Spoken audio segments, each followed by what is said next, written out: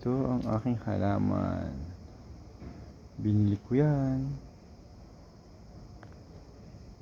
Ang ganda ng kulay yun.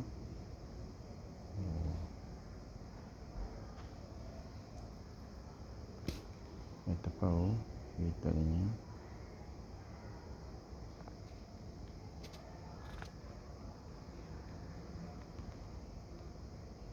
Yan ang aking halaman din sa bahay ng aking amo.